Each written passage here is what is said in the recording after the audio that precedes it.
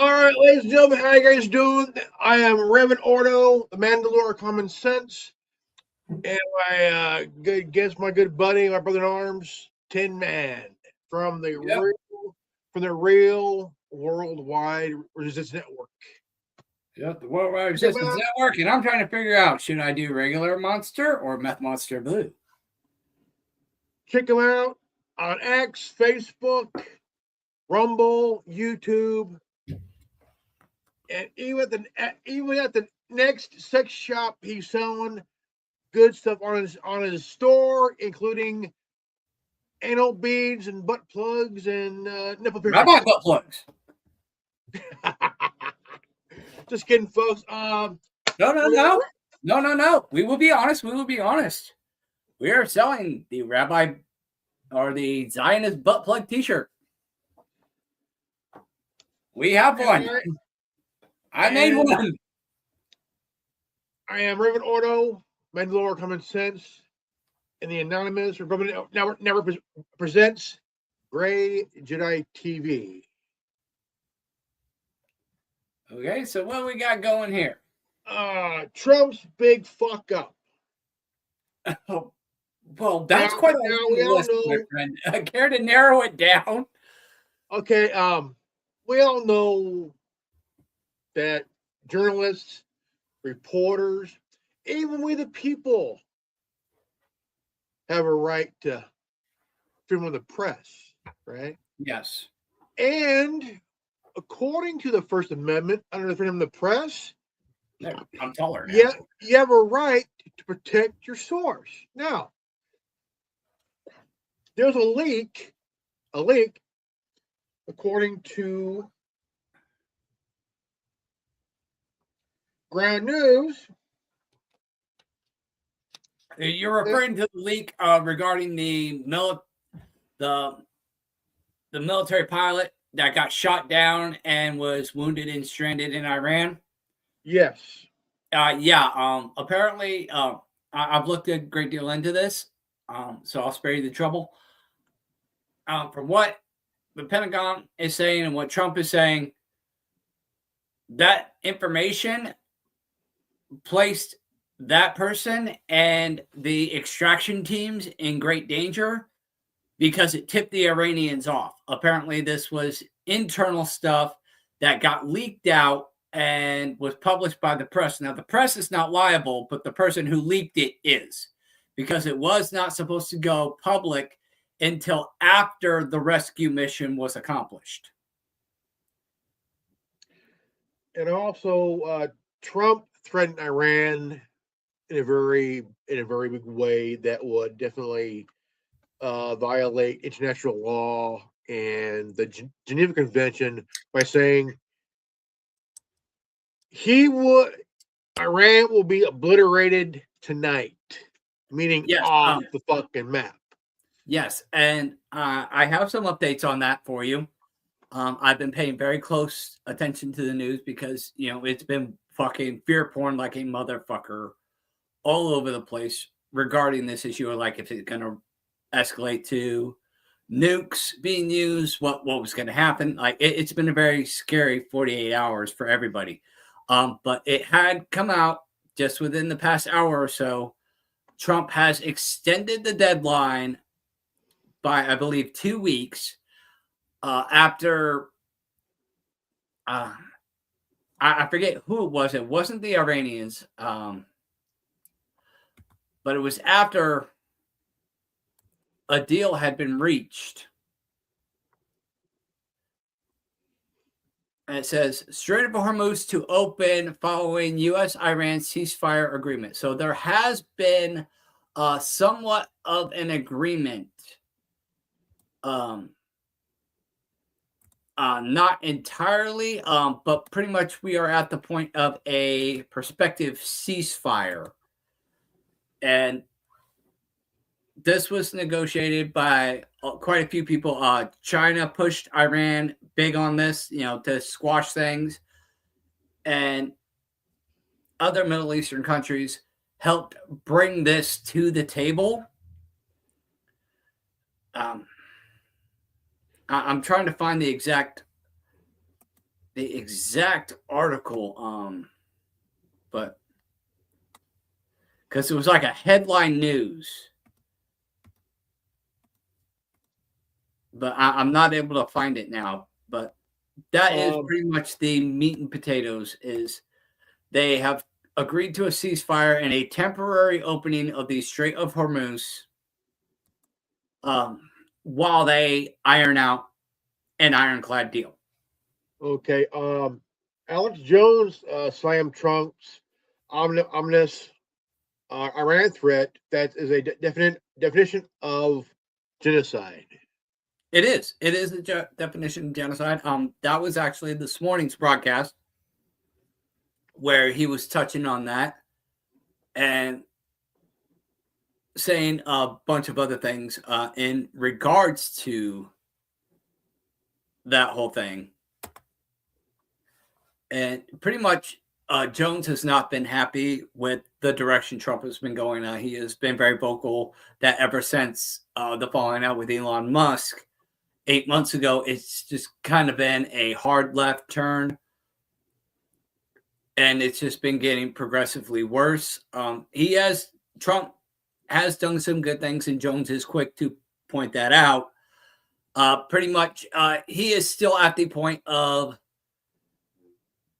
holding Trump's feet to the fire, hoping to get him to course correct, despite being very upset and flustered in regards to the situations, which is understandable. Okay, but I mean, the thing is, I mean,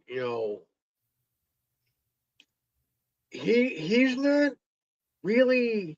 I mean, he's done some good that I agree with in some ways, but also things that I don't agree with, like everybody else, in some ways. Because the thing is, again, we have international law, we have the Geneva Convention, and there's a lot of stipulations, and essentially, what Trump has done in many regards could be regarded as war crimes, and Jones has pointed that out. And this would definitely be a serious war crime, dare even a crime against humanity, if he were to attempt to obliterate all life within that nation, and at which point you would have to assume that's a threat of nuclear arms.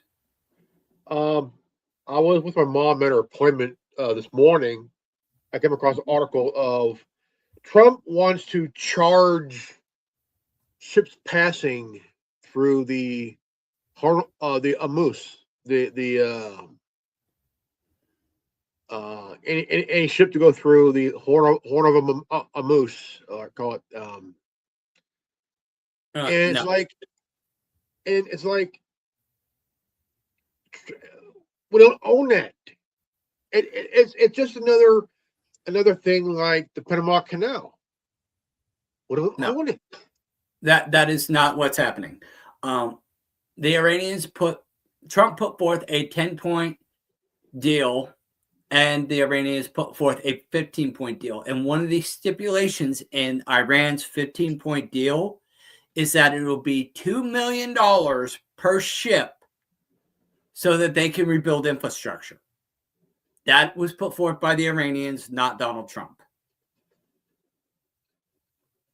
Okay. Thank you. Yeah, I'm not trying to step on your toes, bro. I want to make sure that the information we present is true and accurate. Well, I was thinking about that. Like, okay, like the Panama Canal, we don't own it.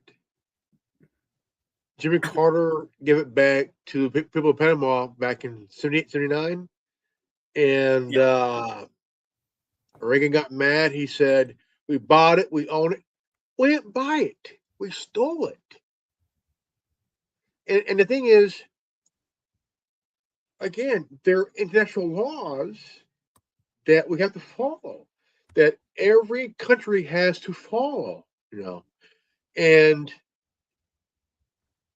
it's really ironic that people in a three-piece suit who's not just in government, but in these industries like oil and gas and shit like that, want to push their balls around like, yeah, I got balls, yeah, go find them, But Yeah. we still have international law and the Geneva Convention. I mean, we cannot just claim things that ain't ours, unless if there was a treaty,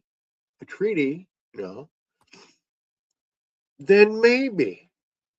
If two world leaders and the government get together and negotiate a deal for a treaty that is completely agreeable on both sides, according to international law, then maybe. But you just can't invade and claim a false flag for that invasion because you want that nation's resources, Because the thing is, like I mentioned with Burkina Faso, they kicked France out, all of France, and they started to rebuild their section, their territory, and like, dude, Yeah, there's a lot of issues surrounding the Panama Canal, Greenland, and Cuba. prospectively Canada, Venezuela, and all that. And what it comes down to is this, and I'm not refuting anything you've said here. I'm just pointing out the root cause of this. This is what this is all about. And we all know that he can't win this war in Iran. So, in theory, this could actually be a deliberate move because a huge chunk of Europe and whatnot gets oil through that supply line at the Port of Hormuz. Now, you figure the Panama Canal and everything else that we've just talked about. America now has stronghold back on those resources and is attempting to push a little further. Why? Because we are now producing oil. Now, if we can get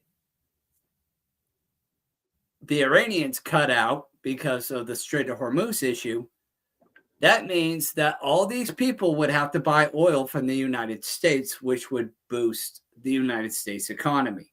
In theory, there was a long video about it. I was looking for it while you were talking. I could not find it, but that is essentially the idea that a lot of people are putting forward, is that he is trying to isolate the market in order to position the United States as a major, if not the dominant, oil distributor throughout the world. Now, I think that, I mean, if Iran is putting this idea on the table where charging for ships to go through, hey, more money for them. Yeah, and it's not necessarily a bad idea considering all the damage that would be done. You would have to have a cap-off limit for sure. This can't be an indefinite thing. And, it is a price that can be and should be negotiated. But it is a good idea. Hey, charge a port fee for these ships to travel through the Port of Hormuz, and that money be used for rebuilding Iran's infrastructure, rather than the United States paying a large sum of money up front, which would hurt us in the long run. But the Iranians seem to be on point at a level to where they want to work this out. But I think the biggest problem is they need to rebuild their infrastructure, for one, and two, they need an assurance that Israel's not going to keep dropping bombs on them. That part right there needs to come to the table where, if this deal does go through, and where Iran needs to build, well, I mean, Also, let's not forget Palestine. Yeah, it was Palestine that helped put this on the table. I couldn't think of it at the time, but thank you for mentioning that. It was Palestine that helped push back the clock on this whole thing and get the Iranians to come to talks. Thank you for pointing that out, Reverend. Even they need to rebuild. I mean, shit. Yeah. They've been through hell as well. Yeah. But first and foremost, they do need to get this issue with Israel under control to where Israel's no longer going to be attacking them. Because what's the point of rebuilding if somebody's just going to knock it all down again? I mean, what's the point of building up your Lego house if your big brother is going to just come in and wreck it? Okay, you need to know that big brother's not going to come in and knock over your Lego house, for lack of a better term. I do agree so heartily that I mean, it's just that when you look at not just Iran, but also look at Cuba. They're suffering as well. I mean, yeah. If the embargo was lifted like 25 years ago, they could have prospered even better. I mean, they could have had trade coming in, money coming in, and rebuild, because most of their stuff are close to 70 years old.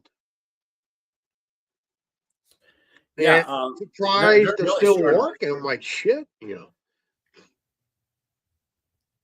And that might be something that Trump has planned long term, is maybe help rebuild Cuba, build back better, perhaps, because it is essentially within our hemisphere, and that is a variable, whether militarily or just infrastructurally, is pretty much something that needs to be dealt with and is effectively in our backyard. Exactly. That needs to be remedied. Now, I don't know much about the leadership they got over there currently and what they're thinking, but I do know that Cuba is still effectively communist, if I'm correct. Yeah. If they drop that, look at Russia in '91. Yeah. After Cold War, all that gone. They're doing good now since the communism has been destroyed. Yeah, China's still communist, but China's got a lot in terms of infrastructure and resources and whatnot that they can do business with. They can still be a thriving nation, even under a communist dictatorship. That's, if you have a product to sell, you can do very well. But Cuba, on the other hand, apart from cigars, what do they really got? They really don't have anything there. Yeah. There's nothing for them to really establish themselves as an independent nation. So it might be actually in Cuba's best interest to become a resort destination within the United States like Hawaii, because they really just don't have anything in terms of resources and a barter, even for a barter system. They just don't have anything. They were making good money under Batista, but even he was crooked as well.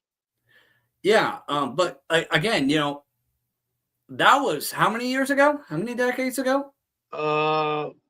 They took him. They removed him in 58, 59. Yeah, I mean, that's the better part of 100 years ago. I mean, a lot of shit has changed, and you gotta figure, what is this island good for? And can they stand on their own, economically and militarily? Exactly. I mean, if the whole thing of the embargo and the communist thing go away, Cuba could be a great tourist attraction. I mean, dude, it could. Plus, and plus, I mean, you learn things over there.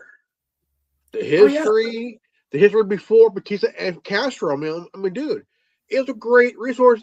Pirates went to Cuba. Pirates. yeah, I mean, in the 1700s, Cuba was yeah. a pirate haven. It was. So Cuba, it, Martinique. Dude, yeah. So either it get was a great Cuba history there. self-sustaining or um, have it absorbed into the United States. Now, Canada has pretty much been self-sustaining. They're part of the British Empire. It's kind of neither here nor there. You know, Connor could explain that one better. But in hindsight, again, Canada is pretty well self-sufficient. Um, Cuba, not so much. Greenland, the only thing there would be the resources and a military stronghold, at which point that could be achieved through negotiations, not necessarily military force and occupation and all that, expansionist ideals. I can see where it be a practical place to put a piece on the board. But I would agree with you that there is a better way to go about it, especially with Greenland and Canada and so on and so forth. Work smart, not hard. Yeah, I mean, you got to look at what can you achieve without military force. Now, the ways of infrastructure. Hey, great idea, great idea. But I mean, like, we all know our government has a past of destabilizing Regions.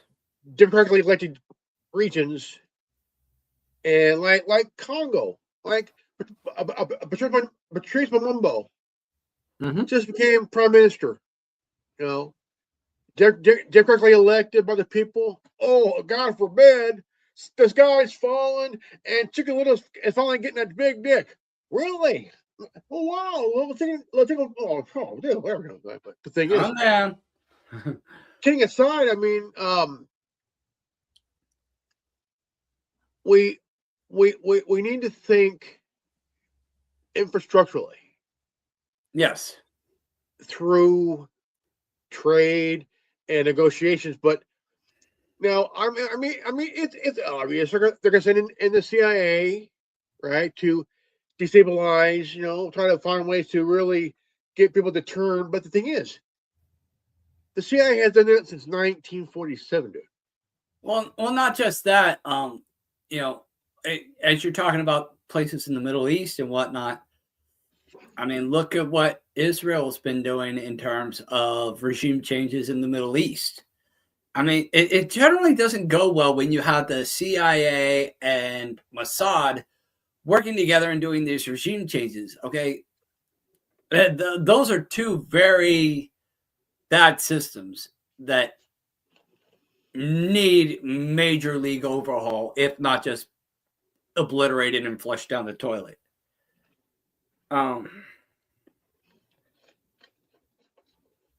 But a lot of that is mostly in the Middle East, where we've had the majority of these conflicts.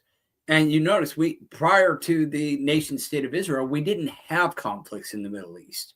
We really weren't dealing with any sort of problems with the Muslim community, not since the fucking Crusades. Okay, several hundred years, everything has been peace and quiet, and even the Jews are getting along with everybody in the Middle East until Israel becomes a nation state post World War II, and then all hell breaks loose. You figure all these Okay, organizations coming to fruition around the same fucking time. It's not a coincidence. okay. Business and markets chronobiology leaders warn FCC that space mirrors could disrupt global sleep. What? Yeah. Repeat that. Slow that down a little bit. Chronobiology leaders warn FCC that space mirrors could disrupt global sleep. Okay, space mirrors? Yeah. What the fuck's a space mirror? I'll read it. On Monday, the U.S. Federal Communications let's say the Federal Communications Commission (FCC) faced pressure from scientist societies to review the two satellite proposals reflect orbital's 50,000 space mirrors and SpaceX plan for up to 1 million AI data centers satellites. The fuck? Reflect Orbital seeks to beam sunlight on demand for solar energy production, while SpaceX aims to launch massive constellations for AI computing power. A scale expert says is unprecedented in orbital history. I see. Presidents of four international scientific societies warned the proposal deployment would disrupt human CIRCAD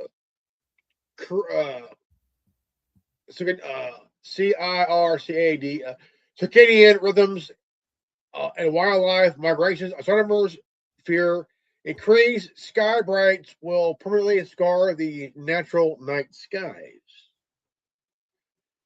Yeah. The FCC fast track. Naturally, that could be a concern. Absolutely.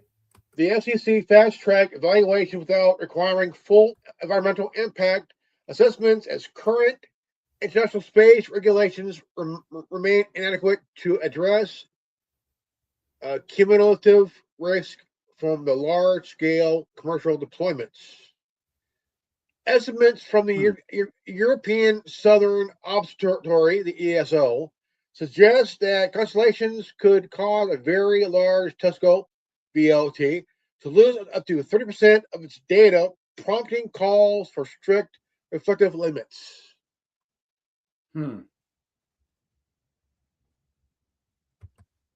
Yeah.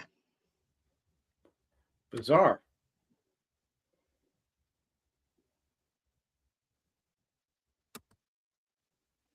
Okay, we have here. Let's see here. Howard's turning his wife being sued. And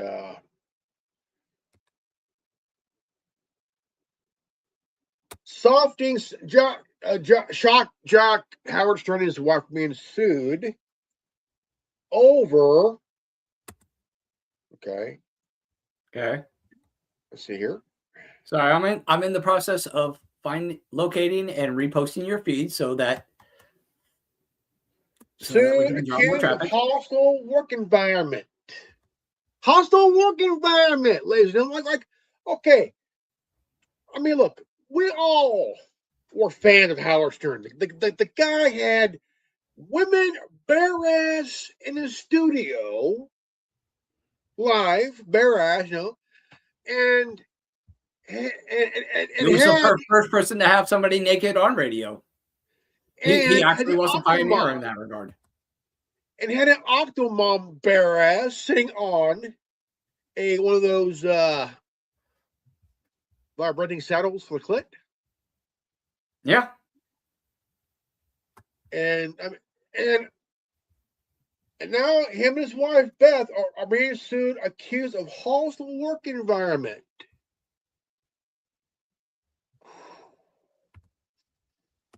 Okay, now let's figure out why here. Okay, let's see here. On Sunday, Leslie Kuhn sued SiriusXM host Howard Stern. Keep going. I'll be right back, bro. All right.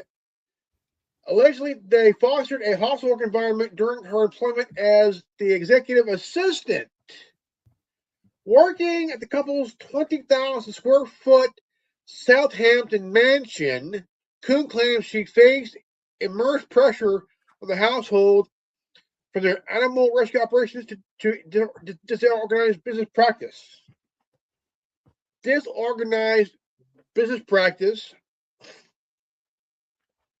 despite a promise, a $265,000 salary and an $80,000 bonus, Kuhn was fired in February. Attorneys and prior Cashman representing production company 112 present a NDA she claimed was fabricated. Seeking to avoid the document, the lawsuit filed in Manhattan State Supreme Court aims to allow Kuhn to speak freely about her employment and termination. Howard Stern, who recently signed a 3-year contract extension with Sirius XM, has not responded to the allegations, which follow his long-standing work with North Shore Animal League America. Now we all know that Howard Stern had his work in New York, like middle of Manhattan, Yeah. And he lives in a 20,000 square foot Southampton mansion. Well, with the amount of money that he made, especially with his popularity peaking in the late 90s, early 2000s, I'm honestly not surprised with the amount of money that he made. I mean, for Christ's sakes, he had a fucking movie made about his life, kind of a comical parody. Private Parts. Yeah. So naturally, the guy's made quite a bit of money and seems to have invested his money well. I can't say that I hold too many of his ideologies, especially, him jumping on the whole anti-Trump bandwagon, going, if you voted for Trump, don't listen to my show kind of thing. I think that's just kind of shooting yourself in the foot. Stick to entertainment rather than trying to be a political talking point, unless you are a political radio host. You should probably just stick to entertainment and girls showing their tatas on your show rather than getting involved in the political arena. And plus the whole woke movement. Like he went from being a shock jock to a woke representative. Yeah, that really didn't make any sense to me. I mean, you have him having the most outlandish show that, by quote today's standards, would have gotten the axe by cancel culture. So that never really made a lot of sense to me. No. I mean, he had the porn star Houston, that gal who had she did that Houston, like she fucked 600 guys. Yeah. And what it is, ladies and gentlemen, is that a porn star who wanted to break a record, there wouldn't be combined. I mean, there wouldn't be a lot of guys, just same guys, just taking turns fucking her. Yeah. Effectively, a elongated train being ran on the girl. Yeah, pretty much. There's one that did 1,000. Yeah. Didn't she like have a mental breakdown after it? She got pregnant. I heard she had a mental breakdown like immediately after. Like she had a major breakdown. My question is, what dumb broad would do that? Why would you do that? You're pretty much degrading yourself. Plus, you become the biggest meme joke of all time. It's short-term logic. We've discussed this before on the Roundtable and Tin Man TV, where you have these porn stars that jump into the business. Like what's her name? The most famous one, Lana Rhoades. She jumped into the porn game. She used to work at the Tilted Kilt, where I used to go to dinner with some of my friends when I lived out in California, and she got picked up there and got wooed into doing porn. And she, at that point in her life, thought it was a great deal. But later on in life, now that she's got a kid and all that, has come to regret her decisions and wanted her content removed off the internet, completely avoiding responsibility and accepting the long-term repercussions of the decisions she made. And so it is with a lot of these people, like the girl you had just mentioned. They're not thinking long term. It's like, okay, am I going to be okay with this tomorrow? I'm fine with it today, but am I going to have a coyote ugly thing going in the morning? Okay. It's like you hear about it all the time with girls going to parties and hooking up with somebody.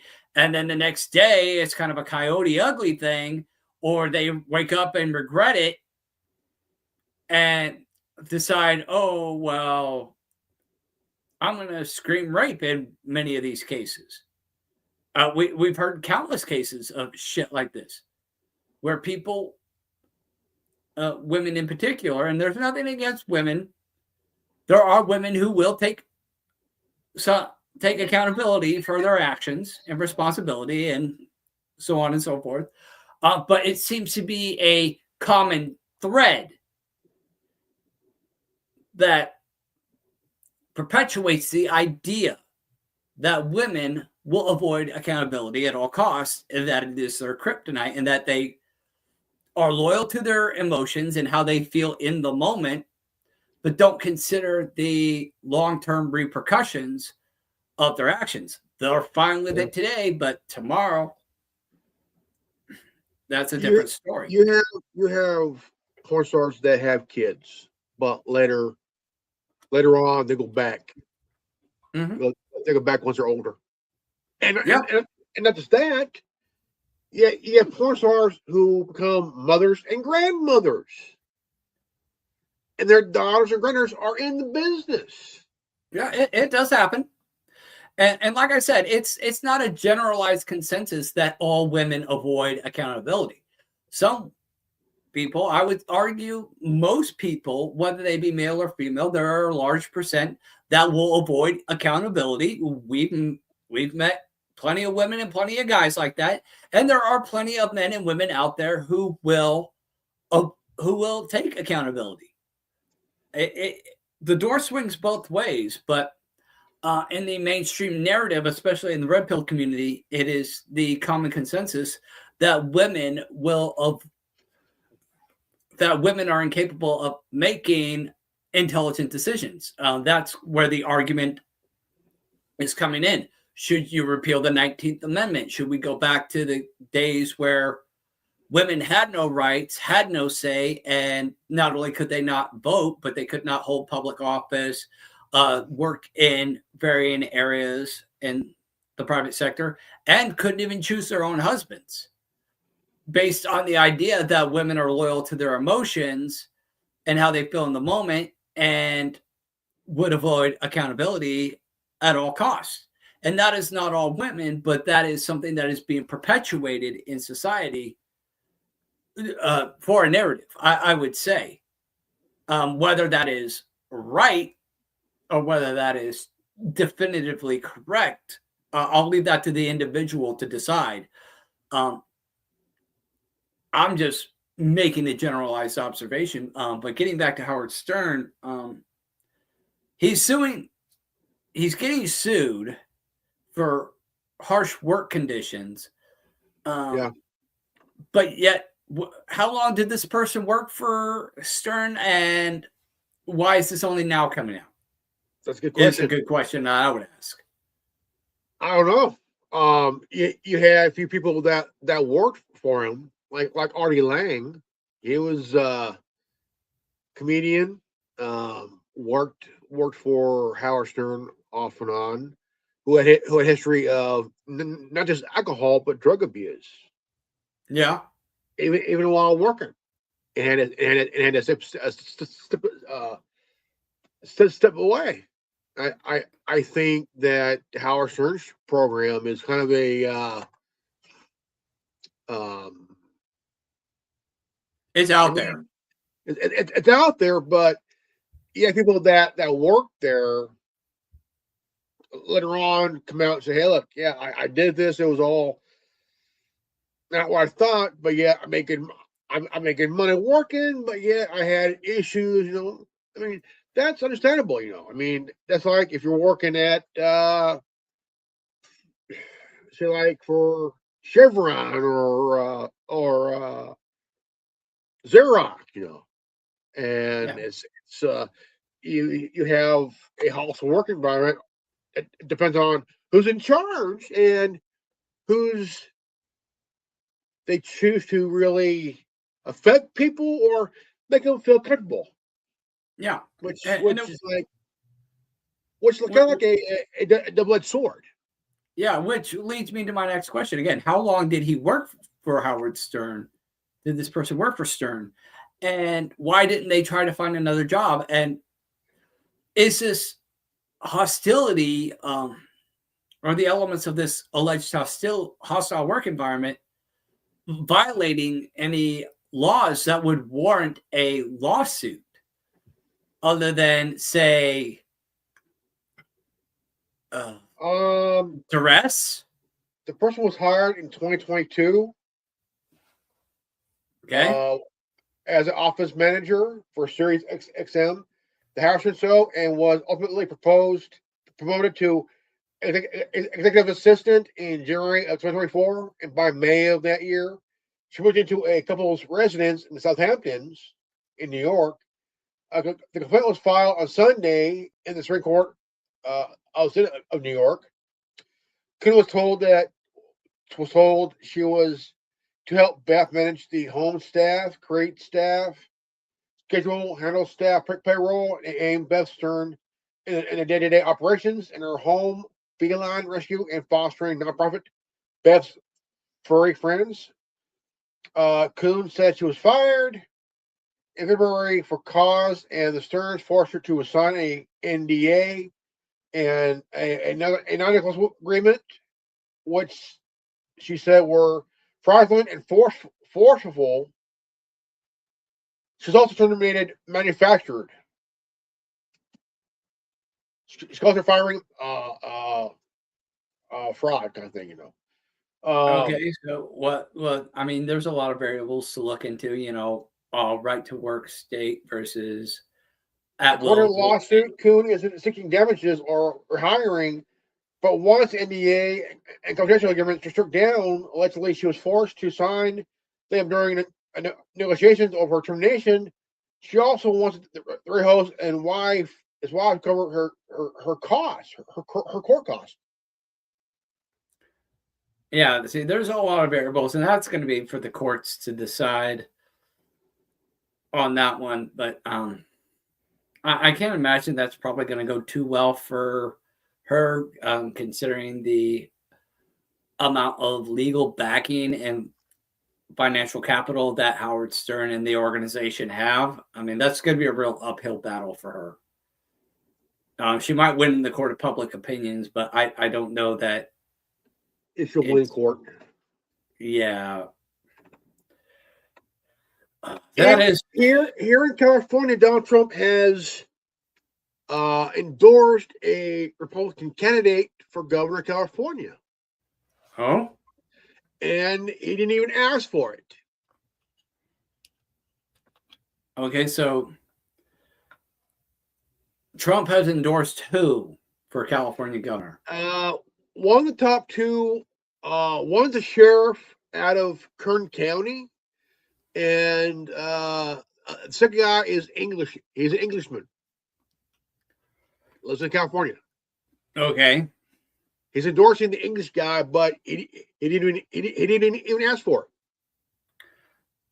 The English guy didn't even ask for the endorsement? No, didn't even ask for it. Well, that's a good sign, to say the least. I would say, don't vote for this person because you're a Trump supporter or because you're a Republican. Vote for this person because they actually say what they mean and they put their money where their mouth is. That actually holds true to their values and the things they say, and it actually puts their money where their mouth is. That is one thing I could never stand, being a Republican for the sake of being a Republican. It's like, oh, well, my parents were Republicans, so I'm a Republican. Or, oh, I'm a Democrat because my parents were a Democrat. Or, oh, I went to this church because that's where my family always went. It's like, dude, think for yourself and ask questions. Ask, does this person really represent what they say they're about? Is this person really the best fit for the job? Okay, that's how you. Here's the question that was asked to the sheriff of Kern County, who's ahead in the polls, because we all know that California is the home of the hot rod, going back decades, man. Hot rodding, car culture, you name it, the whole shebang, Yeah. CARB and EPA is like really putting a stranglehold on the whole car community. Now, it is. The sheriff was asked, what are you going to do about CARB? He said, word for word, I quote, I'm going to wipe them out. They got to go. Meaning what? Like cars got to go? No. CARB, California Air Resources Board. Okay, because you said CARB, I'm thinking carbon footprint. No. Okay, thank you for clarifying that. The organization CARB. Gotcha. Yes, so he's going to eliminate CARB. Yeah. He's going to eliminate the organization. Yeah. Oh, wow. That is a big step. That is huge. Because the thing is, I mean, we all know that by 2036, okay, this is what needs to put it. By 2036, after 2036, there'll be no new combustion engine vehicle, only electric. Okay. In California. Yeah, in California, yeah. So that's been halted. That's been halted, for now. Yeah, because that really wouldn't work with tourism. No. Because how are people going to come in from out of state and go to visit Disneyland or San Diego or attend a wedding or this, that, or the other from out of state if they have an internal combustion engine car? How are they going to gas it up? How would they even get in? Exactly. So right now we have the Leno's Law. Jay Leno, named after Jay Leno. Yeah. And because Jay Leno is a car guy himself. He has a show called Jay Leno's Garage.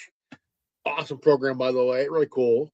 And people from all walks of life who are gearheads been on the show. He's been on the forefront of protecting car culture. Yeah. And with CARB and EPA in the way, how can it survive? It really can't.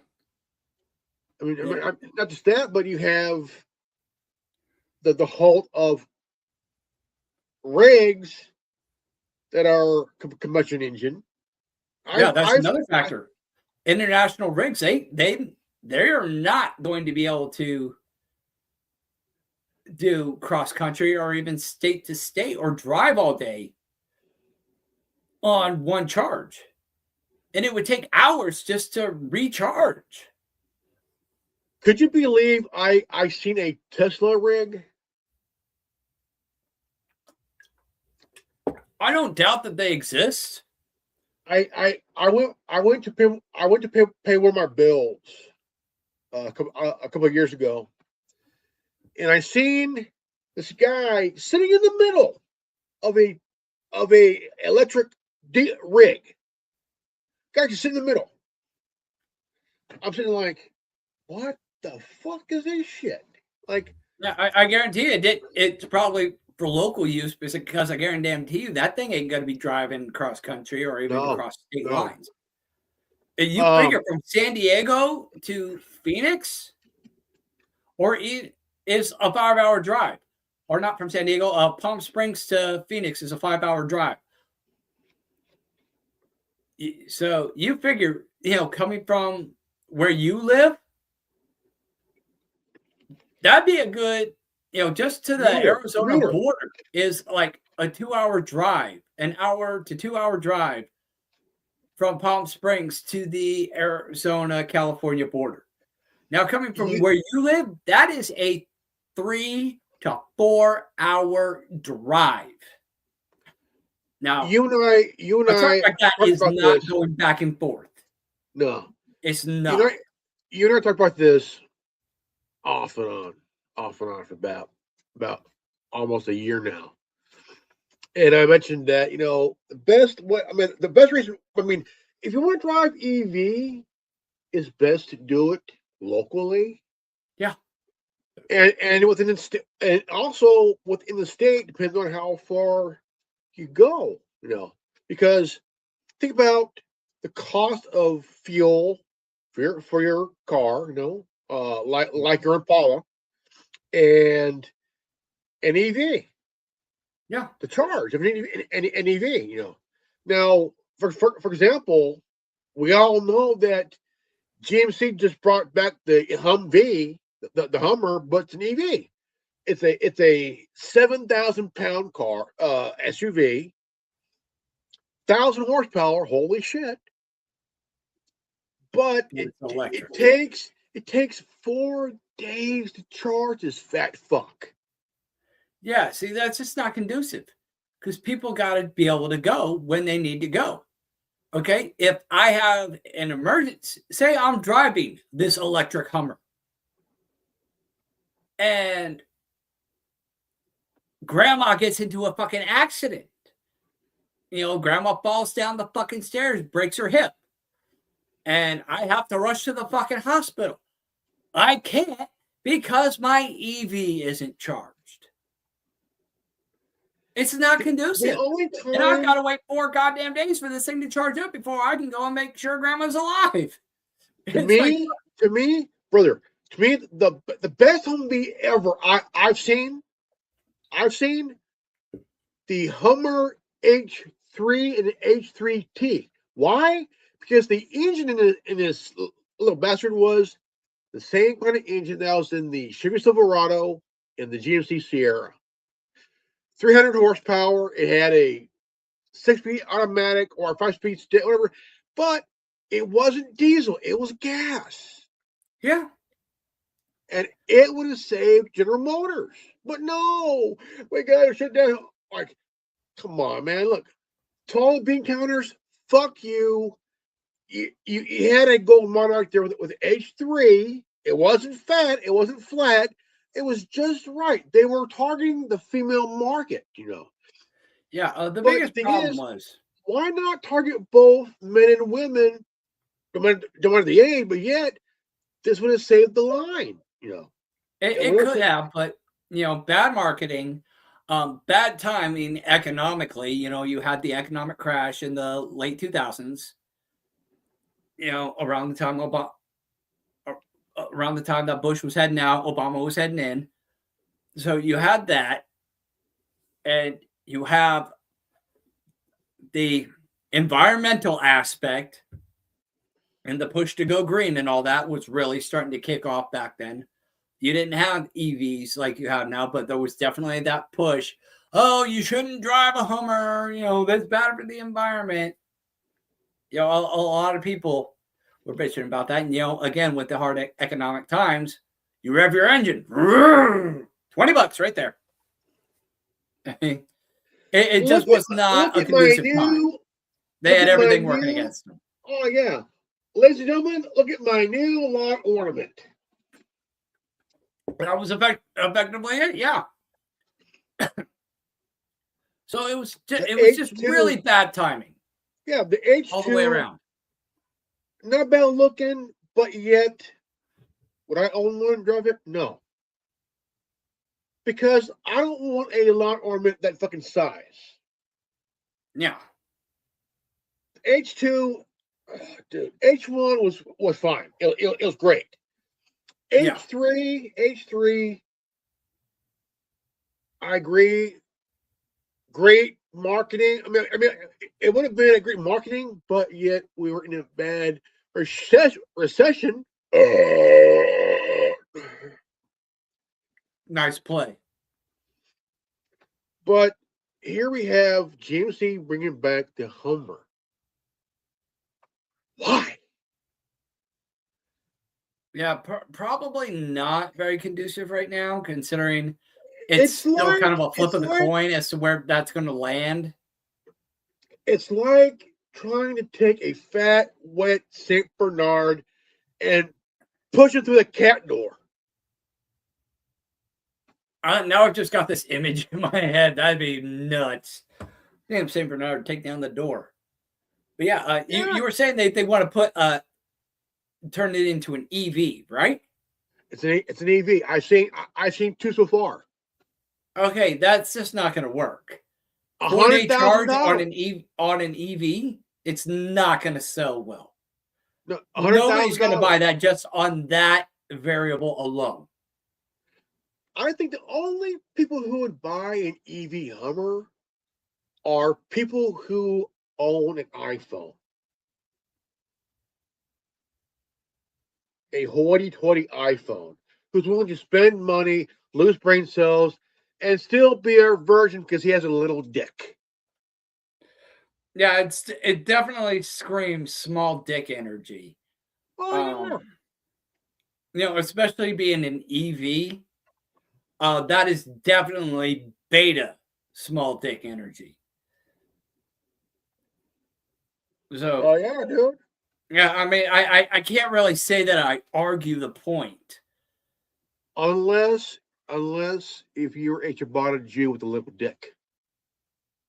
What does a ciabatta Jew have to do with an e-vehicle buying an electric Hummer? I just wanted to go there. You just wanted to go there. Yeah. And I think it's time that we do that Jew thing. Do you have a Jew button on your thing? No, but you do. I don't have a Jew button on my side.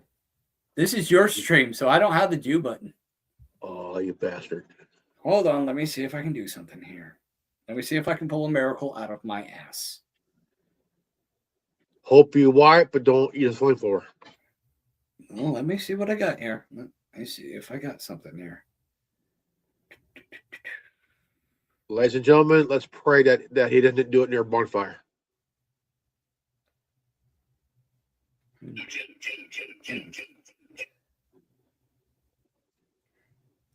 You ready to feel better now? Yeah. Make you fucking cry. Here you go. Since he really just wants to go there, ladies and gentlemen. Jews.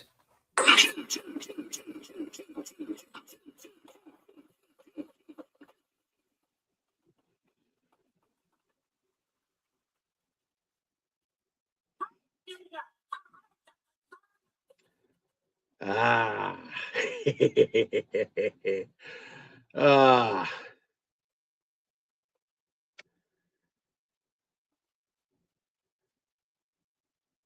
You got the long version. Yeah, we got it, man. We're good. We're good.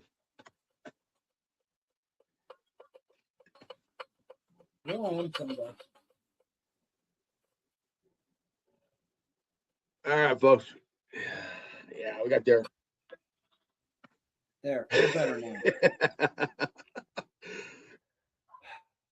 This happens. This happens on every run table and also on Tin Man TV. Oh yeah. And yeah. I mean, ladies and gentlemen, the whole EV market thing. I mean, it's not a bad idea, but the thing is, they're pushing it like the transgender and the whole woke shit, which is getting a big pushback heavily. Well, I mean, somebody's really got to pick up the market, considering Elon Musk has gotten such a bad rap with his association with Trump and working for Doge and all that. You know, the backlash on the Tesla dealerships, like he's really dialed back in terms of his production on Tesla and is focusing more on AI and robotics than anything else at that point. I think he's kind of regarding his Tesla as a failed business adventure, and he's just effectively in the long term, I think he's just going to cut his losses. There is a good thing, some good news in a way. The Black community and the LGBT community is finally waking up, realizing that the whole woke issue is not worth the fucking time. Well, yeah, naturally. I mean, nothing against, the Black community or the gay, lesbian, alphabet community. As far as, the people are concerned, live and let live. I don't really give a shit. What you do in your bedroom is none of my fucking business. But as far as like some of the things that were being pushed and some of the narratives, it was just getting to the point that it was just beyond stupid. Like, even to the point that Democrats were like, really, dude? I mean, Aaron, the host of the Friday Dessert that we used to do, he's a Democrat, and he'll sit there and go, dude, there is the left, and then there is the far left. He's like, I am not about that shit. The shit that these people are pushing is outlandishly fucking nuts, for lack of a better term. Like, even Democrats are like, dude, this is nuts. I'm a Democrat, but I'm not about that. Dallas Stars banned fan over not to salute at the American Airlines Center. Okay. A fan did a Nazi salute at a Dallas Stars hockey game. And the fan got kicked out. It got banned, yeah. Got banned. Okay, well, the thing is, like, the Nazis didn't start that. That was a Roman thing. And has been a part of pop culture for a long time. Even Democrats have been caught doing it. It's kind of a redundancy. It's like saying that the swastika is inherently German and Third Reich when it actually dates back centuries. It's a sun symbol used by the fucking monks in other cultures. Like, there's no originality in terms of symbolism. These things have existed for the longest time, even before somebody bad picked it up. Okay. China, Russia veto UN resolution to protecting Hormuz shipping. Say it again. China and Russia veto UN resolution on protecting Hormuz shipping. Expand on that article. Go into detail. Because I am like confused as to what the hell that means, bro. On Tuesday, Russia and China vetoed a UN Security Council resolution to reopen the Strait of Hormuz, blocking the Bahrain drafted measure despite receiving 11 votes in favor from the 15-nation body. Moscow and Beijing argued that the resolution's invocation of Chapter 8 could legitimize a military force without defined limits, warning the measure risk escalating regional tensions rather than de-escalating the crisis. That's a reasonable argument. You definitely don't want to escalate the situation. Supported by 135 countries, Bahrain-led resolution was revised to authorize only excessively defensive measures, demanding that Iran immediately and unconditionally cease provocation against the Gulf Cooperation Council members. President Trump warned Iran that it has whole civilization will die tonight if it fails to agree to ceasefire terms as the veto prolong an ongoing closure of the strait. Well, considering that we have the talks on the table and things are now moving forward because of Palestine and effectively China. Let's be okay. let's be real. China's Foreign actually got a Minister, level head on in this situation and going, hey, escalation is going to be a bad thing. We don't want that.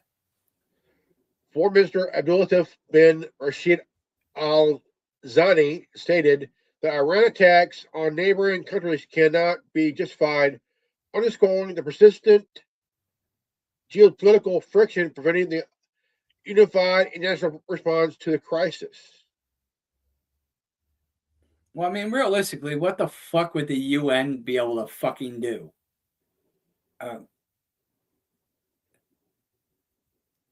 They're and like we don't even really fuck with the UN anymore, and everybody, and pretty much the United States was the UN's strong arm. So, like, what would be the point? That'd be like a mugger holding a fucking squirt gun to your fucking head. It's like, what are you gonna do, bitch? Yeah, I mean, the whole idea is that it's not a war; it's an invasion. And it's effectively regime change, and it was wrong. It was deliberate, unprovoked regime change that the United States unlawfully took the initiative on because Israel was going to move forward. And that was the big thing, is Israel wanted to move forward. Trump was fed some bad information and he was moving forward with Israel. But then he started to wake up and go, hey, this isn't going to fucking work. And then Israel jumped the gun and said, no, we're moving forward. You got to move with us. And Trump's like, oh, shit. And now he's in, and now he's just trying to flex and effectively bullshit his way through this situation and try to circumnavigate and find a way out, I think. Now, granted, he's listening to a lot of dumb fucks like Lindsey Graham, who's got a fucking boner for this fucking war and running around with a little princess one, stalking little girls at Disneyland for like 2 days. It's like, sorry, dude, you got to go. Okay.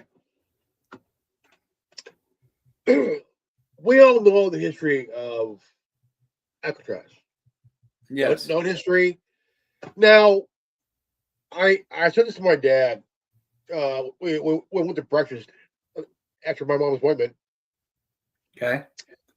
Donald Trump, orange man, fat ass, wants to spend $135 million, right?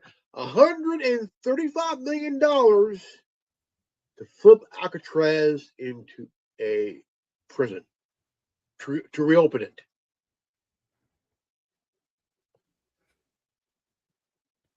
What is that going to be, like the West Coast Guantanamo Bay? That's what my dad said. And unless he's doing it to put in bad people, I mean. Well, I mean, they've got effective prison systems in that region. You wouldn't necessarily need to reopen a long since shut down prison. I mean, maybe if you had some legal reforms to where the justice system, especially in California, was an actual justice system instead of a freaking business of incarcerating people for profit. Well, not just that, but it's effectively a racketeering scam. I mean, if it were actually justice instead of a fucking racketeering and incarceration for profit system, maybe federalize it instead of it being privatized. Maybe, if the justice system were actually the justice system, you wouldn't need all these extra prisons because you wouldn't have people being arrested for dumb shit. Yeah. I mean, the thing is, my thought on this is that look at every section of the island. It's been since 1963. That was last year. It closed for forever. Yeah, now it's just a museum, a tourist attraction. It's best to stay a museum. Yeah, I mean, you could repurpose it and have it there and it be a functioning and maybe even humane prison if they renovated it, but then you lose a major chunk of your history and the recognition of the things that happen there and why we need to evolve in terms of humanitarianism, legitimate humanitarianism. That's kind of a reminder of where we came from. Because if you don't remember history, you're doomed to repeat it. That's why I disagreed with all these liberals wanting to take down Confederate shit. Leave it. Yeah, I get it was a dark point in your history, but it's important to remember these elements of your history. Oh yeah.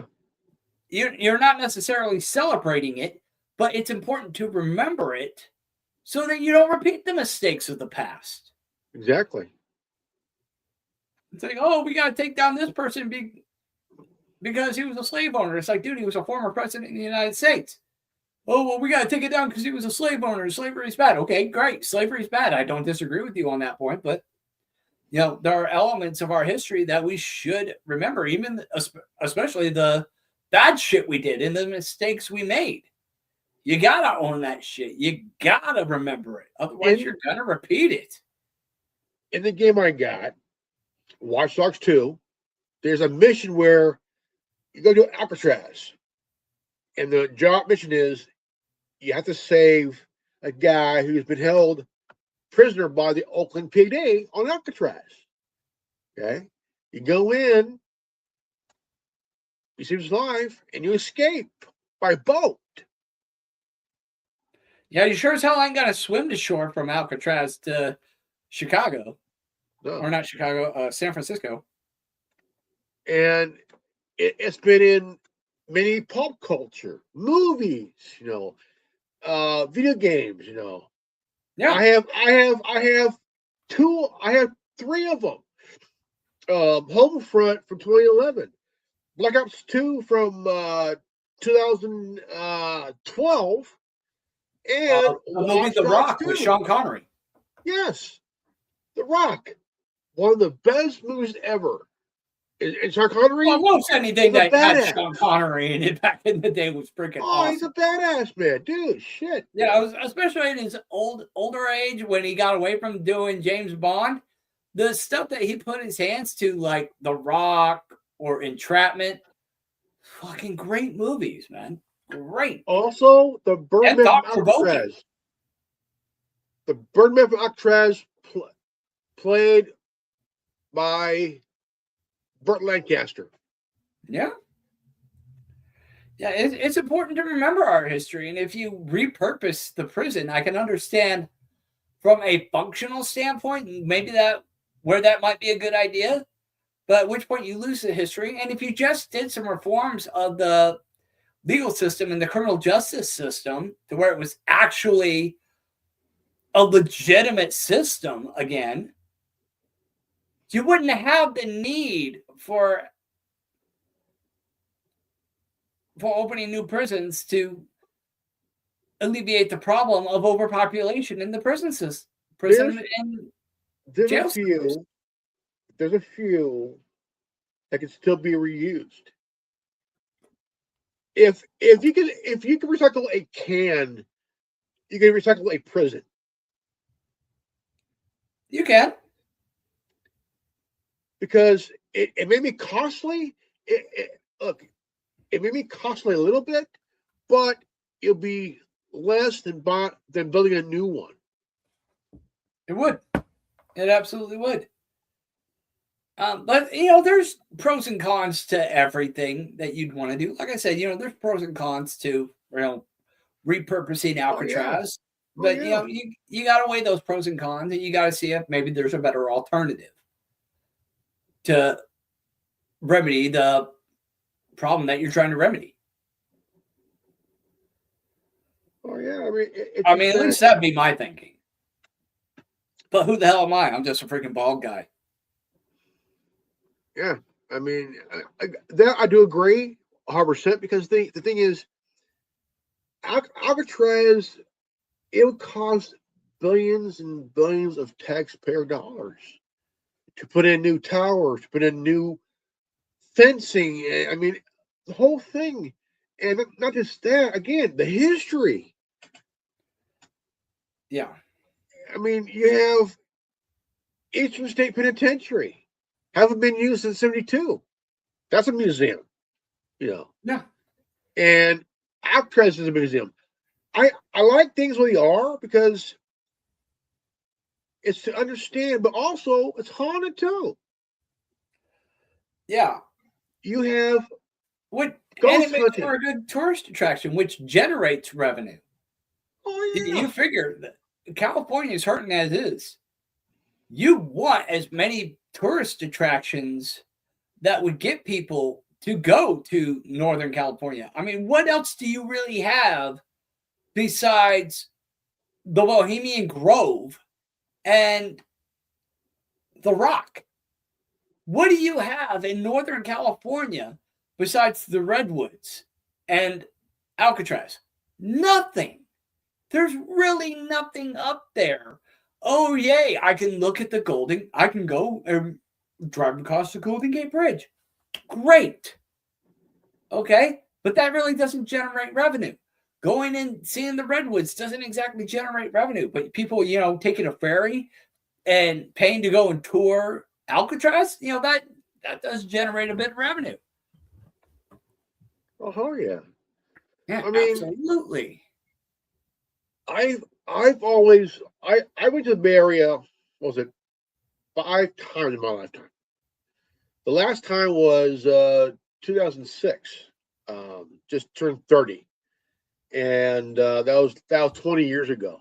And we went to Richmond, California.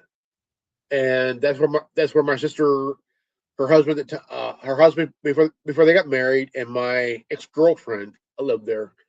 And it was awesome. Went to a mall in Richmond and went to this Mongolian restaurant. Had duck. Had duck. Roast duck. Yeah. And damn good too. Damn good. Yeah, but like there's not a lot up there that's really gonna get you to go, oh hey, let's go to San Francisco. I mean, what are you gonna do in San Francisco? Drive across the Golden Gate Bridge? Maybe ride the trolley? Maybe be an idiot? Ride a bicycle down the road? Or okay, look, just out. You have people all over who really want to solve the Zodiac shit. Okay.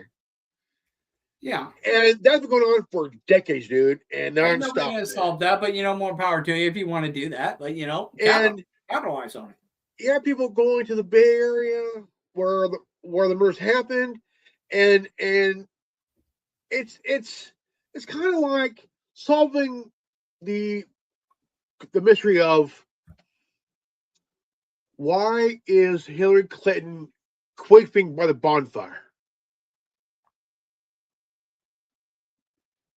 That is disgusting. You are a sick little monkey. I know. But yeah. Or the mystery of why AOC is so fucking stupid.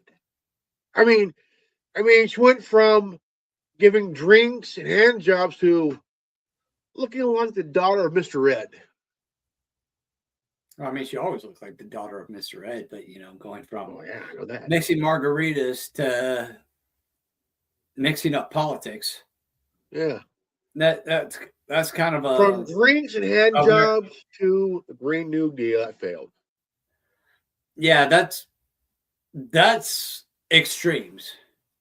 You would not catch me paying her to give me a hand job. I don't maybe, but but maybe Marjorie Taylor Greene, maybe, I don't know. I don't know. I mean, Marjorie is actually calling for Trump to be removed from office by way of the 25th Amendment. Now the question for his statements about wanting to wipe out an entire population. I agree. I mean, the guy is what, 82? He's 79. He is 79 at present. But Dianne Feinstein, what, 92 when she died? What the fuck, man? Well, here's the biggest problem. The man's not taking care of himself. He's not eating well. He's not sleeping. He sleeps maybe 2 hours a night. So you figure the man's up 22 out of 24 hours in a day, sleeping maybe 2 hours and then going again. You can't do that. If I pull a double and work 16 hours a day, I'm fucking exhausted. But yet this man is going, and I can respect a work ethic. But you got to take care of yourself. Part of being a successful businessman is knowing the motto, work smart, not hard. Okay, start eating better, get a full night's sleep every night, and then tackle the problems during the day. Okay, even if you're handling shit from the moment you wake up to the time you go to bed, at least if you get 6 to 8 hours of sleep, you'll be all right. Exactly. But even at 42, I can't fucking do that kind of shit. And I would say I've got a pretty strong work ethic. But I couldn't even imagine trying to function on 2 hours of sleep on a daily basis. Like, no. You gotta slow the fuck down, bro. I agree. You gotta work smart, not hard, man. Yeah, and at which point he's got all these assholes around him kissing his butt, trying to manipulate him into doing dumb shit. He'll even admit, he said it publicly, that these people can be the worst people alive, and many of them are. But he'll go back for them. He'll lay it all on the line for them. He'll fight to the death for them because they're nice to him. Whereas I think if Trump actually got a good night's sleep and actually took care of himself and, recuperated and recharged his batteries a little bit and came in with a fresh set of eyes and, fully recuperated, he could look at the situation and probably would be responding quite a bit differently. We'd probably see a very different Trump. His problem is that he says, because they're nice to me. That should be the last thing. That should be the last thing. Yeah, I mean, look, and he's criticizing people who criticize him, but he's got to stop and look. Are these people criticizing you, Trump, because they hate you or dislike you? Or are they criticizing you out of love? Is it attempting to, do you just praise the child no matter what? Or do you course correct your child because you love them? Now, I'm not implying Trump is a child or should be treated as a child, but I'm saying if you care about somebody and you're a genuine friend of them, you're going to tell them the truth. You're going to tell them, it's like, dude, this is not a good idea. Don't do this. And plus, if you cannot take criticism, then you don't belong in office. Because you have to take the criticism, whether you like it or not. Because, look, anybody, whether you're a politician or if you're executive or if you're a general in the military, or I mean, you have to take. You're going to face criticism, yes. The thing is, you can't get mad like, why are they criticizing me? Because maybe it ain't about you, it's about your fucking work. It's about what the fuck you're doing, is why they're criticizing you. Yeah, and it's not out of malice, it's out of love, because you want him to succeed. You want him to do the right thing. Like if you're going to criticize, like take the war in Iran, okay? Top Pentagon officials, military generals who know their shit, who work in this shit and have been in the military for decades and they know their shit through and through, up, down, left, right, inside, out. If these people are telling you that doing something is a bad idea, but then you turn around and listen to Lindsey Graham, who's an attorney with no military experience, and then shit starts going awry, and then people are criticizing you. It's like, dude, you need to stop this. This is bad. You can't get mad about that because we're wanting you to pull back. We're wanting you to do the right thing because we want you to succeed, because if you win, we win. There's been okay? If the president wins and does good, the American people benefit. Okay, so it's in America's best interest. Oh yeah. It's like, dude. So we're saying it out of love. There's been so many military brass that saw through the shit and say, "Hey, dude, what you're doing with BBC you? Bad idea, man. That's why 7 presidents who were smart did not want to fuck with Iran." Yeah, none of the Bushes did. Clinton didn't. Obama didn't. I mean, Hillary talked big game saying that she would go to war with Iran in 2016 if she were elected. Probably not her strongest campaign promise there. Oh, yeah. Or most wise statements. She said if she was president, she would definitely go to war with Russia. Oh, bad idea. Yeah, way to shoot yourself in the foot, Hillary. You would have military leaders from the top down say, "Bitch, are you fucking stupid or on the goddamn rag?" Probably both. Because, look, Iran, look, I'll be honest here. Mm-hmm. Iran was waiting for this. Yeah. That's my opinion. Iran was waiting for this because what's happening is that Iran is sending missiles into Israel. Yeah. And to me, my opinion on that, my thought is that it's saying to people shitting you, dude, you're fucking up. You made a bad fucking choice. Even though you made it, it's a bad one militarily. Bringing in Trump and the U.S. military, bad. Yeah. Bad idea. Bad in general, period, Because the thing is, military leaders here in the United States, they resigned or they were fired because, well, I mean, Pete Hegseth, the guy was on Fox News. Fox News. Why bring this mellowhead nipple baby? Period. A buck-tooth nipple baby. I like that. The biggest problem with this whole thing in the Middle East is Israel.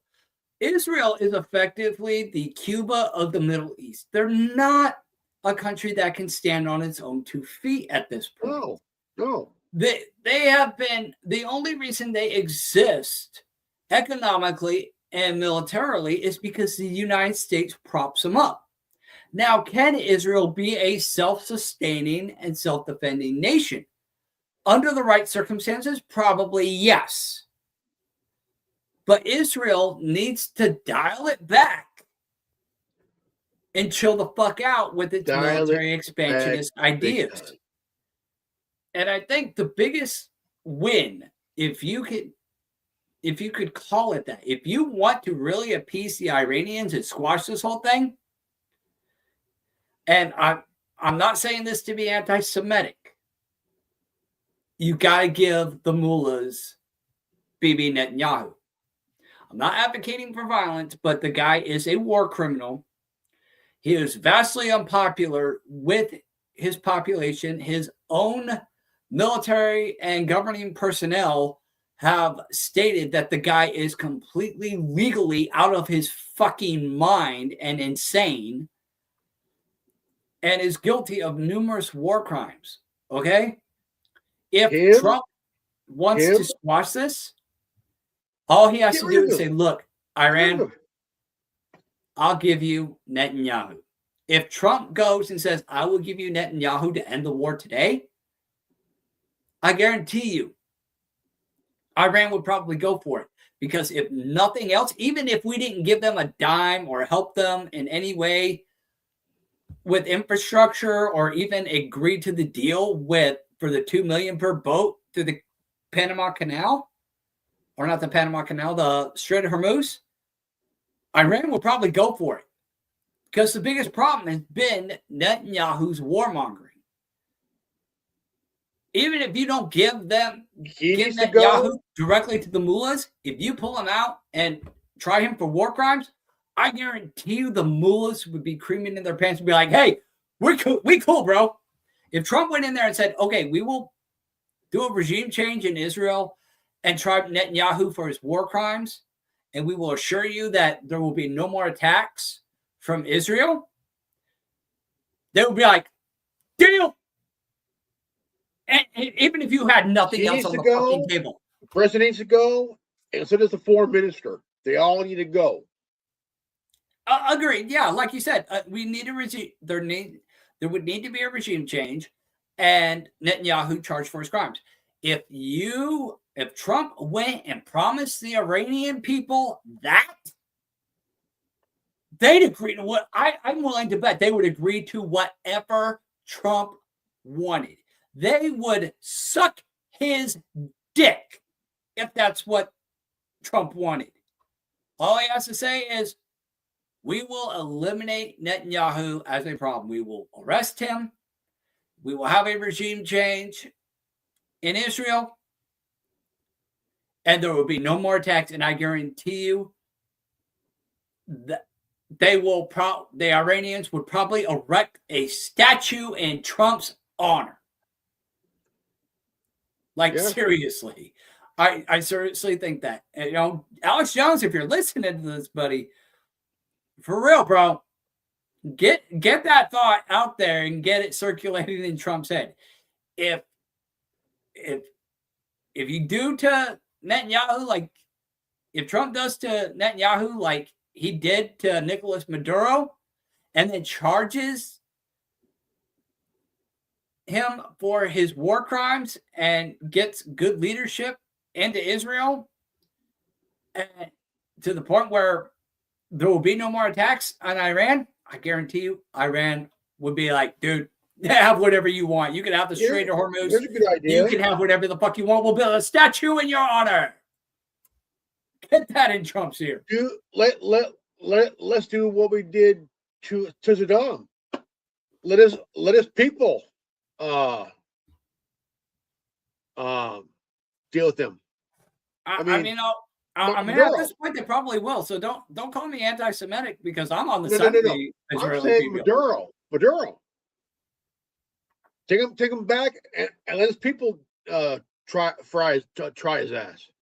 Well, I mean, on that note, why do we have Maduro? What the hell are we even doing with him?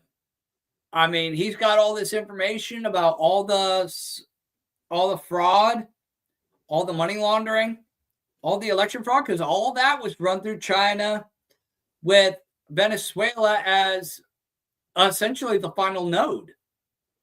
So Nicolas Maduro has all the details on that, all the names, all the transactions. He knows everything because it was run through his country.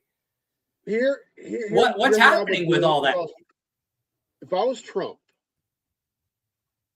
I would not have removed him from Venezuela.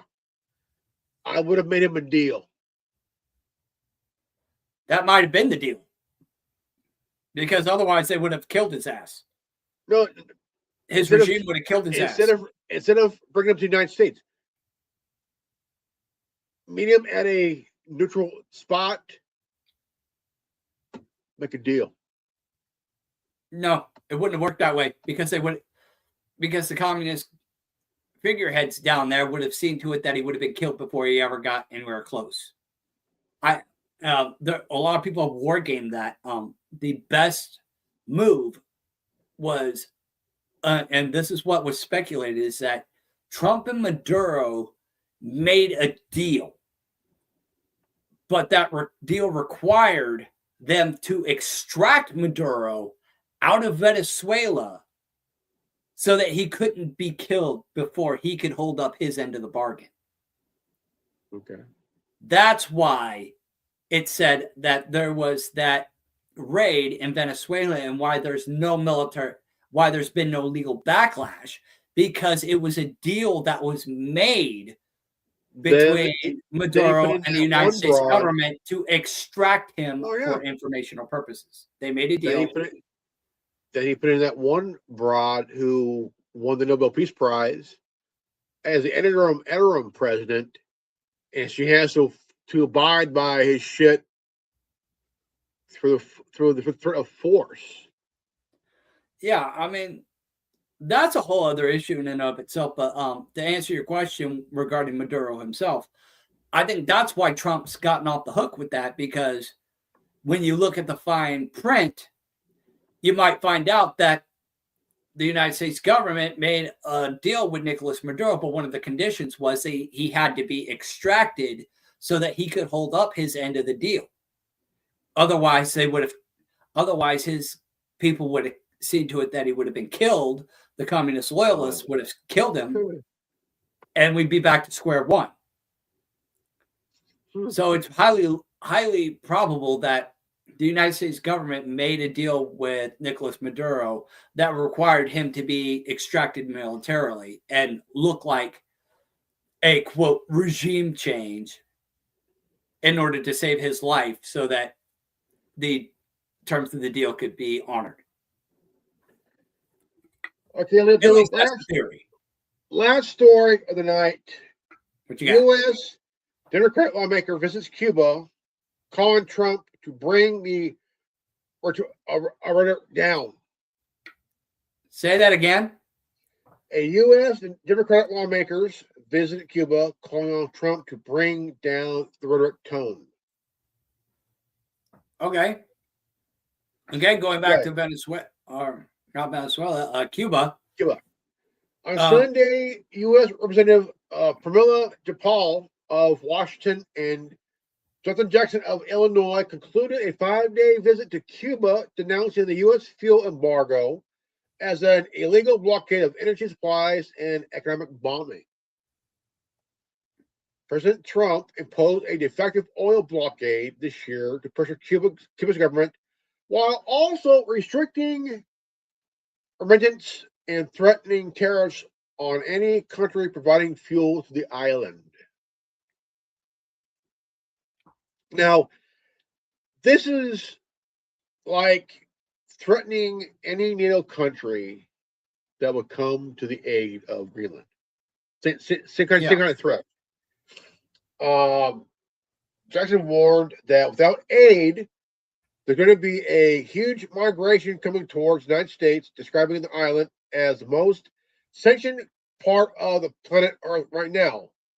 Just 90 miles. It's true. It's true. So we're going to have a repeat of the beginning of Scarface. 59. And what happened there? Oh, yeah. The embargo happened in 59. In 59, Castro removed Batista. Mm-hmm. Castro came in. He's been a dictator for God knows how long, for decades. The embargo was hit on Cuba. Hasn't been removed since. Yeah. Okay. Cuban President Miguel Diaz-Canel met the delegation, reiterating the willingness to engage in serious and responsible bilateral dialogue, while Cuba announced it would pardon more than 2,000 prisoners. Wow. Last week, a Russian tanker delivered 730,000 barrels of crude oil to the island as an exemption to Trump's policy, providing temporary supply as Cuba produced only 40% of oil it needs. Yeah. Again, it's a very small island. There's not a lot that they can really do in terms of resources. They kind of got their backs against the wall militarily and economically. So, I mean, I'm not too familiar with what's going on in Cuba as far as what their leadership is doing or what Trump wants from them. say perhaps to absorb Cuba into the United States, which necessarily would not be a bad idea for the island economically, at which point they're privy to all the perks that we have in the United States, military protection, economic resources, and all that. It could pretty much be a second Hawaii and be the East Coast Hawaii if handled appropriately. Venezuela and Mexico, long-standing energy supplier to the island, have stopped sending oil, fearing sanctions and further intervention by the United States.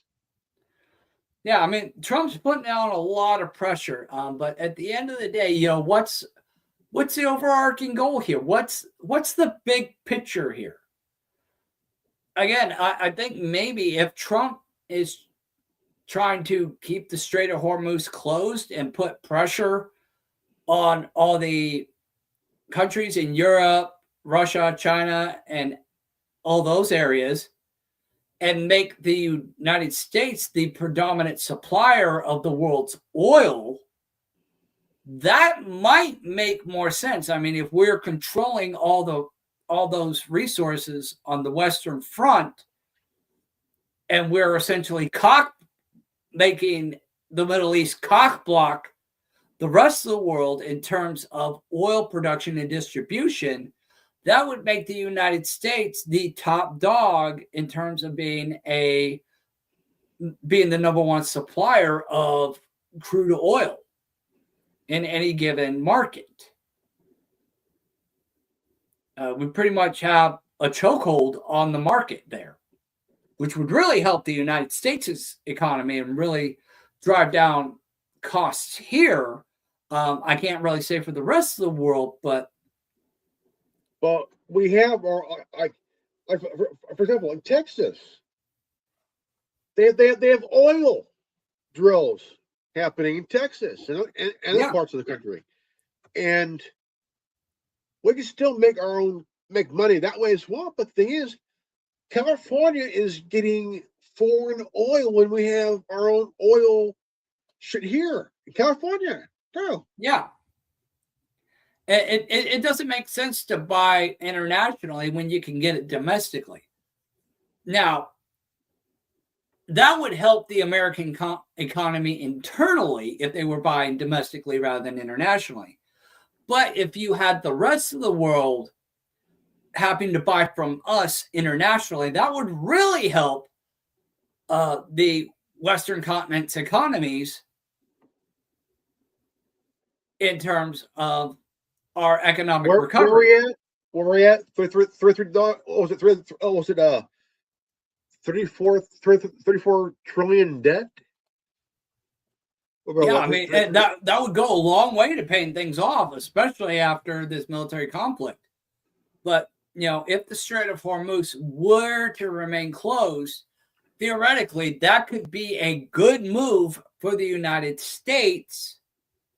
But if the United States withdraws, then Israel's on its own, and you have other issues there that's still going to cost us a great deal of money and military resources, unless you want to see Israel wiped out of existence. So that's a separate issue in and of itself. But as far as the oil resources is concerned, that would actually be a very smart move to close the port of Hormuz and to gain control of all these assets like you have been talking about. Do you think that if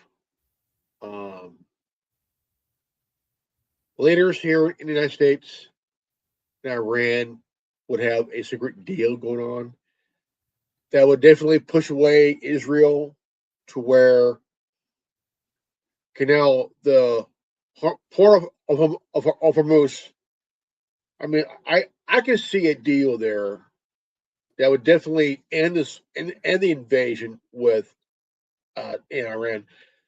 Definitely pull back the military, sit down, but also only way to do it is that you keep Israel out. Again, that's that's a possibility. Again, the only way to really put Israel on a leash would be to have a regime change in Israel and have Netanyahu charged for his war crimes, and effectively keeping a leash on Israel by not supplying them with arms and financial resources to the point where they can be a militant aggressor, but maybe just keep them at a point where they have to maintain and stay at a defensive posture rather than an offensive posture, because that's what the biggest problem is. Do you think as well, if we hit Israel with an embargo, a temporary embargo and tariff?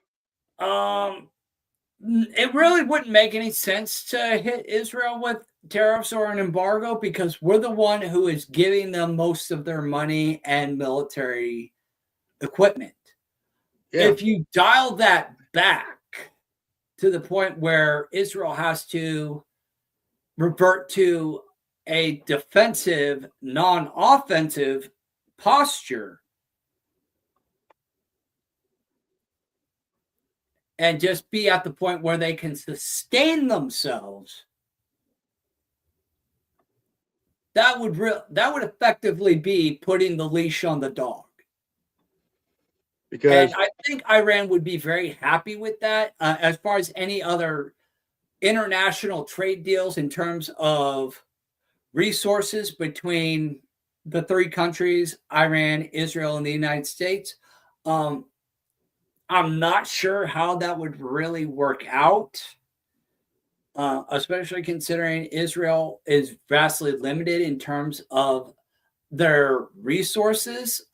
Their big thing is olive oil and military intelligence, as well as varying technologies. They really don't have much in terms of natural resources that they can use as a bartering chip. Well, I think that I mean, even if it's temporary until the deal was done, and then remove that shit. Because the thing is, there has to be. I mean, the bombing has to stop, so the deal can go through.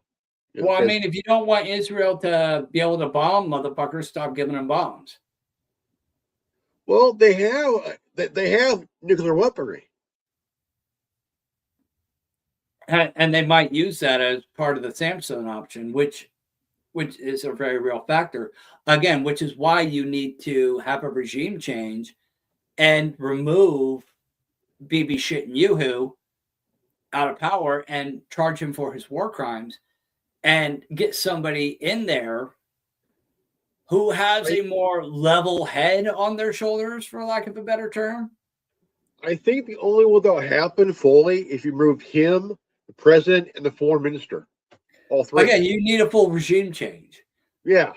Bibi Netanyahu needs to be charged for his war crimes, but overall, you need a complete regime change of the leadership in Israel. And I don't think the Israeli people would wholly disagree with that. I mean, Netanyahu's got record low rating with his own people. Well, not just that, but allow the UN people to go in and do a check on any, because for a long time they didn't even allow the UN to do a weapons check. Yeah, there really hasn't been. All these sanctions and whatnot that are put on all these countries to regulate nuclear arms and development and all of that, Israel's pretty much told everybody to fuck off, and nobody's really give them any pushback on that. And that is something that really should change, because, you know, why are we giving favoritism?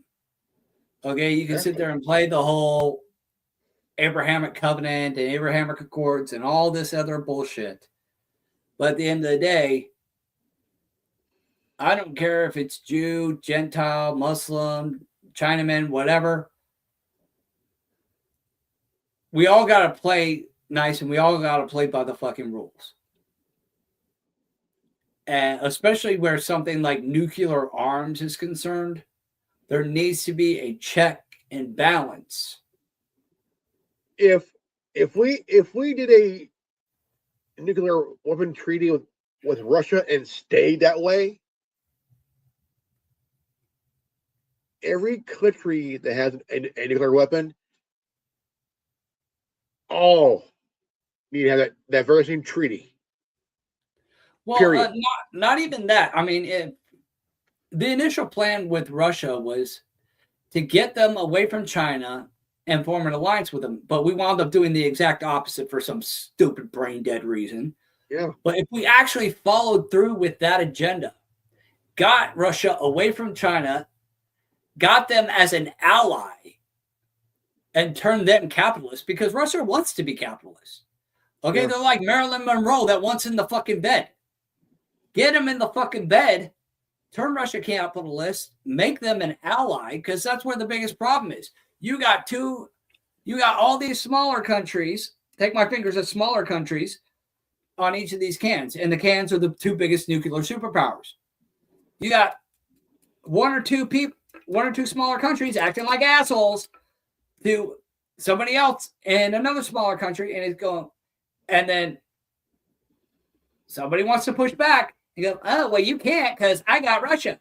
Well, you can't act stupid because I got the United States. Okay, it's the little dog hiding behind the big dog. Now, if the two big dogs got on the same page and were united and dissolved all of their alliances, and you just have the two superpowers in alliance and just look to the rest of the world and go, okay, kids, sit down and shut the fuck up. Exactly. Like, you wouldn't even have to threaten anybody. You got the two world's biggest nuclear superpowers going, okay, kids, mom and pop are on the same page. Everybody back to your respective rooms, or you can play nice, or somebody's getting the fucking belt across their ass. Okay, I guarantee you all the smaller countries are going to sit down and shut the fuck up, because they can't sit there and hide behind the big dog anymore, because that's what it is. Yeah. You got these alliances of all these smaller countries that want to fucking act stupid and then hide behind the bigger dog. Israel wants to act stupid so they can hide behind the United States, and Iran hides behind Russia and China. Whereas if you got Russia and the United States on the same page, Israel, you can look at Israel and Iran and go, okay, this shit stops now. And at which point, what the fuck's Israel going to do? They're going to be doing the same shit as they did for years. I mean, shit. They could try.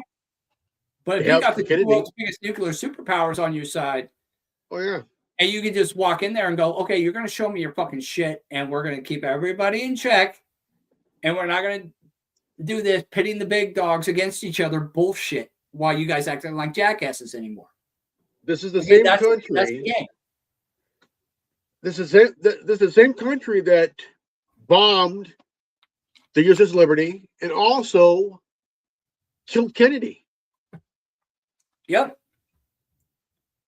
I mean, they're doing a lot of stupid shit, and again, it's nothing against the Jewish people. No, it's just bad leadership. Bad leadership. You can support and love the Jewish people and even bless the Jewish people and still acknowledge that Saul was a bad king, and that David was a much better candidate. You can acknowledge that Solomon fell into idolatry, and his son, once he came into power, became a little shit prick, which led to the state of Israel, the country of Israel, being divided by God. Okay, you can still support and bless Israel and acknowledge this truth. And you could still acknowledge that today, that you can love and bless the Jewish people and still admit that they've got a Looney Tune in power that's dancing with nuclear war. It was pretty much dancing around the nuclear war, the big red button at this point. It's like, okay, no. We're getting close to putting the turkey in the oven. Good, I'm hungry. Before we end this, now we talked about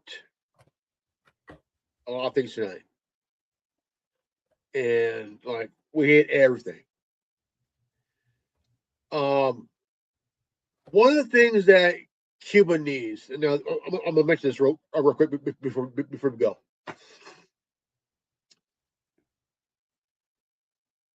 I've always liked the idea of underground resistance through peace, through logic. Peaceful renaissance, peaceful resistance is key to peaceful victory, as I used to say. Now, Mexico and Venezuela can still send oil. They just need to play chess. Now, if look at the island, the whole entire island, it can survive as a tourist stop. Yeah. The great revenue of that, oh, dude, it'd be like the island, the Bay Area equivalent of, the island equivalent of the Bay Area. Yeah, it'd Tourism. be the Hawaii of the Atlantic. Oh yes. It could be. And also the whole entire structure needs to be replaced. Yeah. You got people doing shops in a small place. I mean, look, cars they have is 70 plus years old, and they're still driving them. Yeah. They really haven't had any new infrastructure in decades. Nearly a century, if you really look at it in some parts. Yeah. So I mean, there is internet over there, but it's very limited.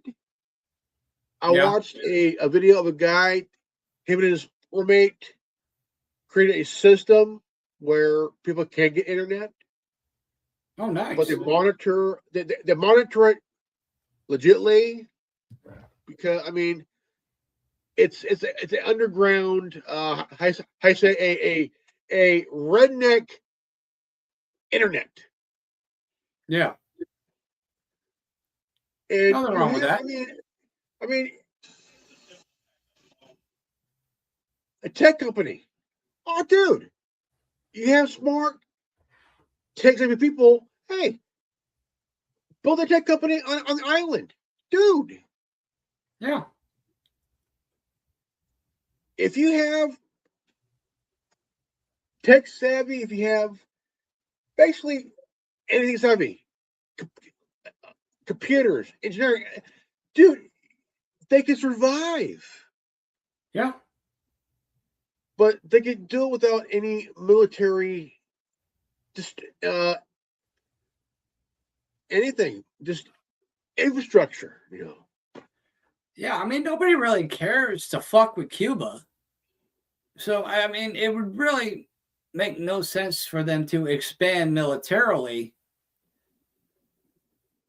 And it would probably just be in their best interest to dissolve themselves and become a part of the United States if they can't find a way to be somewhat self-sustaining.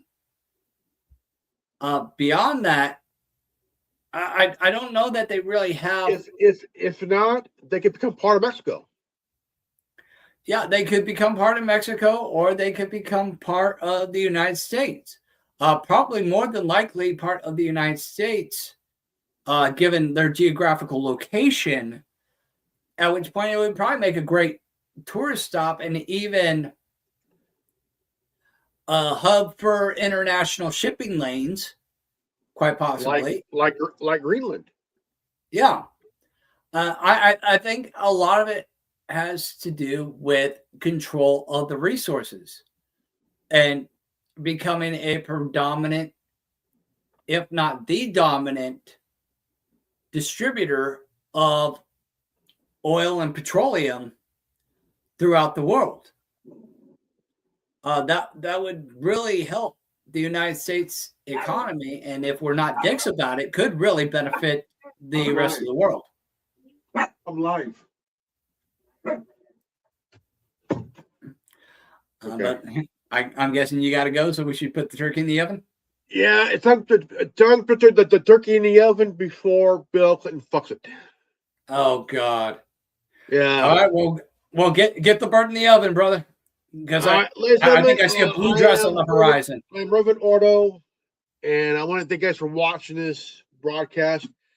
Thank to my good brother in arms, Tin Man from the WRN.